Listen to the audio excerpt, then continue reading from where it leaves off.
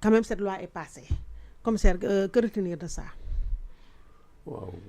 bi muy wax tout à l'heure dafa ni comment dirais-je encore ñu indexer force de l'ordre yi indirectement ñu xaw leen joxoñ déedéet lii phénoménal ci affaire bi c'est li ñu am ci sunu kanam mooy un état taxaw yorem réewu lëmm parce que li nga xam ni moom la ñuy agir mooy clé de voûte institution yi mooy clé de voûte mooy état bi ci boppam ci organisation entre le premier ministre que nous avons et le président de la République que nous avons ñooñu taxaw ci situation bu mel nii créer ay jaxasoo ci Sénégal ba am soxla ci joxoñ baaraamu tuuma force de défense yi alkaati ak gendarme ak militaire yemuñu foofu rek parce que dañ ko def boo xoolee phénomène bi fi mu jógee waxuñu daxuñu rek ba mbëkk ci ñooñu ñu naan ñoom la déedéet seen démarche dañ ko kale si ni alkaati yi la ak gendarme yi ak képp kuy takk der te mësa laal ci mbir mi yow mii kat lii nuy taxawal fii yow la concerné il faut que tu rendes gorge yow il faut que yow nga ñëw lay yi il faut que ñu faj la il faut que ñu tëj la ci démarche bi damay évacuer parce que question bi fi nga ko teg ñoom le fait que ils tirent le parapluie de leur côté ça c'est évident mais li nga xam ni moom mooy li nga xam ni moo war a attirer son attention yo pour la première fois ñu am dans le monde sax encore une fois une situation dans laquelle un État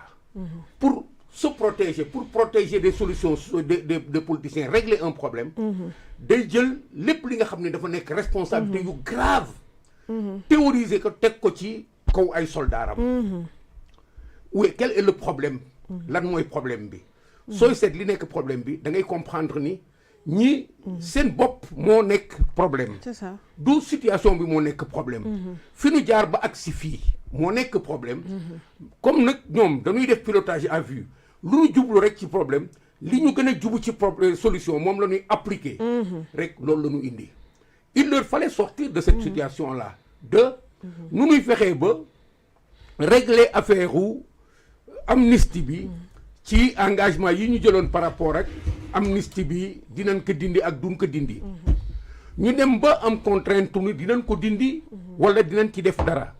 parce que li ci nekk ay jiixi jaaxa yëpp ñoom ñoo ko indi ñoom ñoo wax ni dinañ ko dindi bugguñu ñoom ñoo wax ni dañ koy comment dirais-je encore am na beneen terme bu ñu utiliser ay consort pour rapporter ñoom ñoo waxaat ni dinañ ko dindi ñoom ñoo wax dañ koy interpréter ça veut dire que booy xool ñoom bi ñu ñëwee ci Sénégal ba léegi seen bopp la du nekk dëgg la ci seen bopp mooy quand tu leur parles d'argent de réew mi nu muy doxee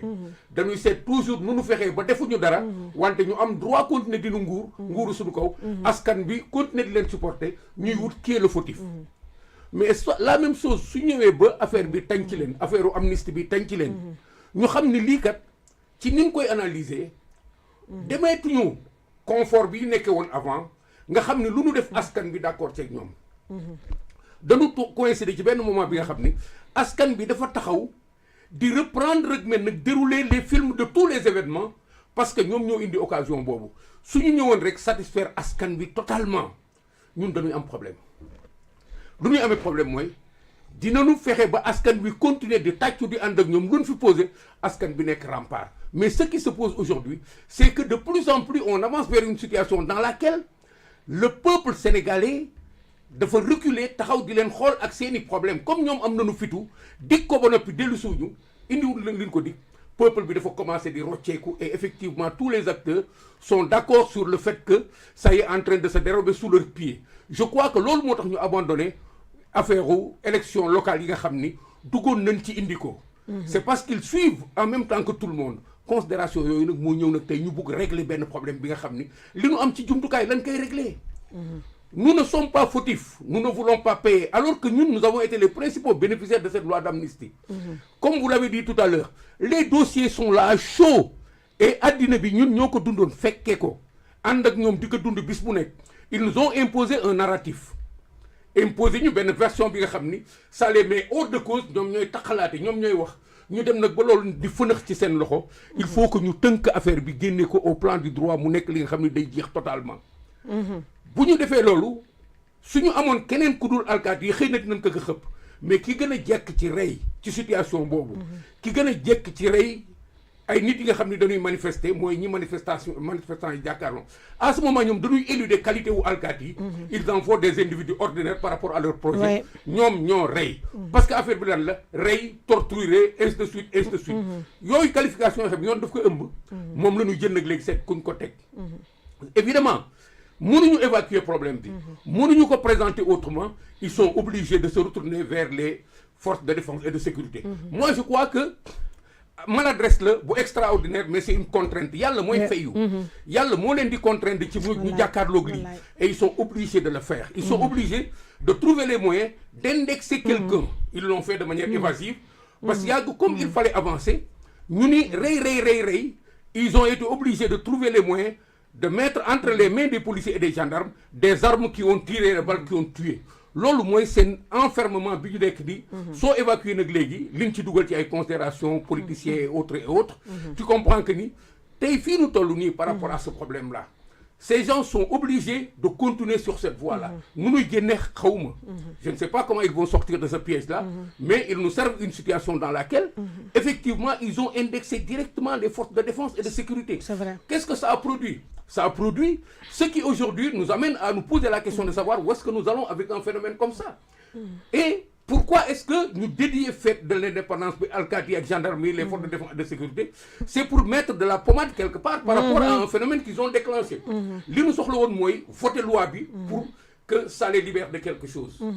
Mais voter nañ ko ba pare ce qui reste entre leurs mains c'est que ils ont une accusation directe portée sur les forces de défense et de sécurité te loolu dafa sensible et ils donnent l'autorisation à tous ces officiers comme moi ñi jóg wax ci ils nous ont donné l'autorisation de nous mêler de ce débat là et consorts et d'aller fu ñu mës a àgg dem bay wax naan attention moytu leen ñii bu leen fàttali nitu fetal lañu moytu leen ñii en expliquant les raisons pour lesquelles kenn waru leen mën a laal.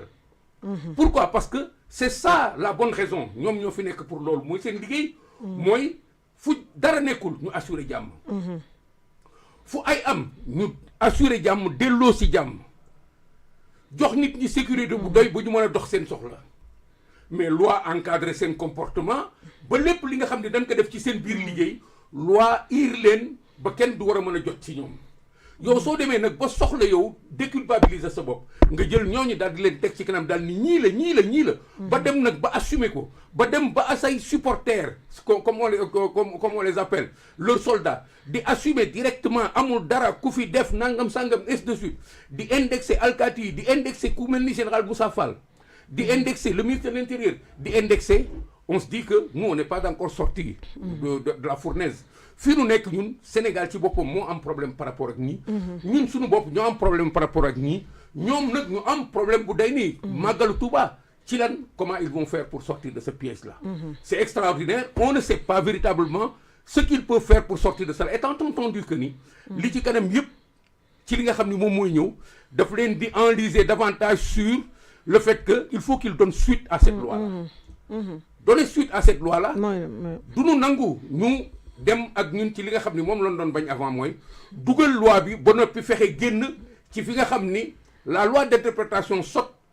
et on oublie l'abrogation de la loi il faut que ñun ñu choisir suñu thématique bu bopp di ànd ak ñoom ci la loi d'interprétation elle n'est pas bonne tous les sachants du Sénégal l'ont dit nee na nu baaxul mais ça ne veut pas dire que dañ koy dindi pour duggaat ci leneen le conseil constitutionnel moi je l'attends c'est mon point de vue je l'attends dans toutes les attitudes su fekkee ni d'accordul ak ñoom et je ne pense pas compte tenu de la situation d'actuellement on a une tendance à ce niveau-là les institutions comme celle-là ont toujours tendance à se mettre du côté du pouvoir parce que ça ne les engage à rien le moindre mal bi ñu mën a def mooy ñun de nous ne sommes pas compétents effectivement pour gérer de cette affaire-là et consorts la pire des choses qu'ils peuvent faire maintenant c'est confirmer que en fait cette loi-là est conforme à la Constitution mais on les attendra là-bas parce que le problème ce n'est pas cela et c'est ça le danger vers lequel nous allons ce qui est la conséquence directe de cela ne tient pas à l'avis du Conseil constitutionnel ça tient à cette réalité que ça va créer il va leur falloir toucher aux forces de défense et de sécurité. Et c'est là que nous devons continuer à faire de la politique pour les empêcher de le faire. Ces gens, s'ils ne comprennent pas que ce pays-là, nous n'avons pas besoin qu'il éclate, c'est à nous de leur faire comprendre que nous n'avons pas besoin qu'il éclate et de leur montrer que nous serons là en tant que sentinelles sénégalais pour que ce pays n'explose pas. Des forces de défense et de sécurité, pour la première fois, nous attaquer l'ennemi, vulnérabiliser l'ennemi dans un pays. Quel que soit Alpha, par rapport à ce que vous contrôler, le pays est assis sur des chaudrons. Il faudrait qu'on demeure très vif et qu'on n'évite pas de les regarder en face. Parce que si nous avons dit brosse ils vont aller très loin et quand ça va se casser, c'est nous seuls, nous tous qui serons responsables. Il faut qu'on les empêche d'aller trop loin avant que ce ne soit trop tard. Des forces de défense et de sécurité. C'est la leçon que nous tirons de cette histoire-là, en attendant que les autres acteurs, tels que le Conseil constitutionnel et les autres, mais eux surtout, qu'ils nous servent la suite de cette affaire-là, ils nous trouveront ici très vigilants, corrects devant eux et prêts à en découdre avec eux pour que Réumi Bagna tasse. Il faut que nous arrêtions. D'accord, mais quand je reste avec toi, pour amorcer dernier virage émission Saliou tegal leen ma affiche kii bi ma la wax tegal ma kii benn direct bi ma fàttali leen ne dañ leen tegal en direct